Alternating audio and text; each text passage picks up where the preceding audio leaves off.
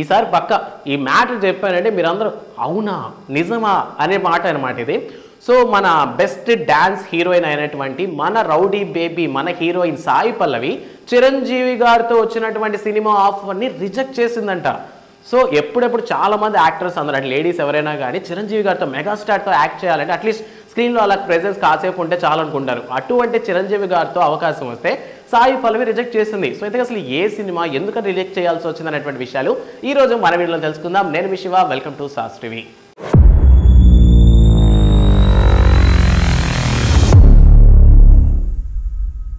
సాయి పల్లవి యాక్చువల్గా మనం కానీ చూసుకున్నట్లయితే మలయాళం సినిమా అయినటువంటి ప్రేమం సినిమాతో మనందరికీ పరిచయం.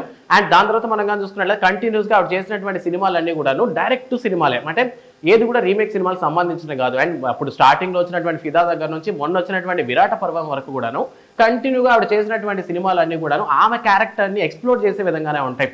సో హీరోయిన్ ఓరియంటెడ్ స్టోరీస్ అంటారు కదా, లిటరల్లీ ఏ సినిమాలో ఉన్నా సరే ఆమె క్యారెక్టర్ కథలో ఏదో ఒక మలుపు తిప్పే విధంగా ఉంటుంది అనమాట. సో ఈ విధంగానే ఆవిడ కథలని సెలెక్ట్ చేసుకుంటూ వస్తున్నారు. అందువల్ల సక్సెస్ఫుల్ హీరోయిన్గా ఇప్పటికీ చాలా మందికి క్రష్గా ఉండిపోయారు సాయి పల్లవి. సో మలయాళ బ్యూటీ అనేటువంటి సాయి పల్లవి కంటిన్యూస్గా సినిమాలు చేసుకుంటూ వస్తున్నప్పటికీ కొన్ని అవకాశాలు వదులుకోవాల్సి వచ్చింది. అందులో ఒక అవకాశమే మన మెగాస్టార్ చిరంజీవితో నటించేటటువంటి అవకాశం. సో బేసిక్గా మన సాయి పల్లవి గారికి ఏంటంటే రీమేక్ సినిమాలు చేయడం అనేది పెద్దగా ఇష్టం ఉండదట. సో ఏదైనా ఒక సినిమా స్ట్రైట్ స్టోరీతో ఎంటర్ అయితే ఆ సినిమా డబ్బింగ్ అయితే పర్లేదు కానీ రీమేక్ స్టోరీలు చేయడం అనేది ఇష్టం ఉండదంట. సో అందువల్ల ఆవిడ ఏంటంటే రీమేక్ సినిమాలు మ్యాక్సిమం ఒప్పుకోరు. సో ఈ క్రమంలోనే భోలా శంకర్ అనేటటువంటి సినిమా తీస్తారు మన మెగాస్టార్ చిరంజీవి. సో ఈ సినిమాలో మనం కానీ చూసుకున్నట్లయితే కీర్తి సురేష్ క్యారెక్టర్ ఉంది కదా, అంటే చిరంజీవి గారి సిస్టర్గా ఫస్ట్ డైరెక్టర్ సాయి పల్లవి గారిని కన్సల్ట్ అయ్యారంట. బట్ సాయి పల్లవి ఒక రీమేక్ సినిమా అవడం వల్ల నేను చేయనని చెప్పడంతో సో ఆఫర్ కీర్తి సురేష్ గారికి వెళ్ళడం జరిగింది. And Bhola Shankar is the biggest disaster అనమాట మెగాస్టార్ లైఫ్లో.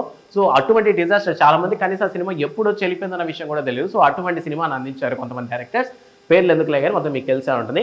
సో ఈ విధంగా భోలా శంకర్ సినిమాలో మెగాస్టార్తో స్క్రీన్ పంచుకునేటటువంటి అవకాశం వచ్చినప్పటికీ సో స్క్రీన్ పంచుకొని డిజాస్టర్ ఇవ్వటం కన్నా అసలు సినిమానే చేయకపోవడం బెటర్ అనుకున్నారేమో మన సాయి పల్లవి గారు.